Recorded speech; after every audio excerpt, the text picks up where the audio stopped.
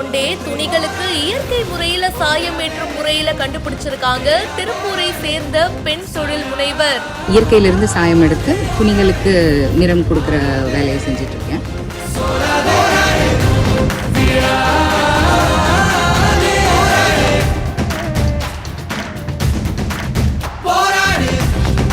திருப்பூரை சேர்ந்த பெண் தொழில் முனைவர் கிளாடிஸ் அப்படின்றவங்க இயற்கை வேளாண் பொருட்கள் வாயிலா துணிகளுக்கு இயற்கை முறையில சாயமிடும் முறையை கண்டுபிடிச்சிருக்காங்க. இதன் வாயிலாக உண்டாகும் கழிவு நீர் நீர்நிலைய மாசுபடுத்தாம மண்ணுக்கு உரமாகும் அப்படின்னு சொல்லியிருக்காங்க.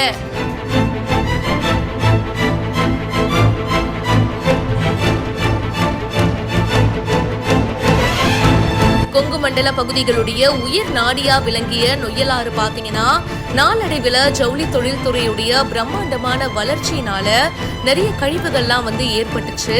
சோ நொய்யலாறு மாசடைஞ்சிடுச்சு.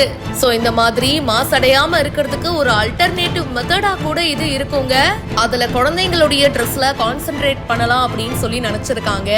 இயற்கை சாய தயாரிப்புக்காக மஞ்சள், மாதுளை தோல், கடுக்காய், மஞ்சுஸ்டம், வேம்படம், விதைகள் அப்படின்னு பல்வேறு இயற்கை பொருட்களை பயன்படுத்தி சாயமேற்றுவதற்கான மூலப்பொருட்களா தயாரிக்கிறதாகவும் விவசாயிகள் கிட்ட இருந்துதான் இதை வாங்குறாங்க. இன்னொரு பக்கம் இயற்கை வேளாண் கலந்த மூலப்பொருட்கள் வாயிலாக சாயமேற்றுவதனால நீர்நிலைகள் மாசுபடாமலும் இருக்கும். அதுக்கப்புறமா அந்த சாயமேற்றிய கழிவு நீர் இருக்கு இல்லையா, அது கூட வேஸ்டா போகாதுங்க. செடி கொடிகளுக்கு எல்லாம் ஊத்துறாங்க. இதனால மண்ணு பாதிப்படையாம இருக்கு. கழிவு நீரானது உரமாக கூட யூஸ் ஆகுது. இயற்கை முறையில சாயமேற்றுவது அப்படின்றது அந்த காலத்துல எல்லாம் பண்ண விஷயம் தான். ஆனா இப்ப பண்ணும்போது ரொம்பவே புதுசா இருக்குங்க. இதை பத்தி உங்களுடைய கருத்துக்களை கமெண்ட் பாக்ஸ்ல சொல்லுங்க. மேலும் பல இன்ட்ரெஸ்டிங்கான விஷயங்களுக்கு இப்பவே பிஹைண்ட் ரூட்ஸை ஃபாலோ பண்ணுங்க.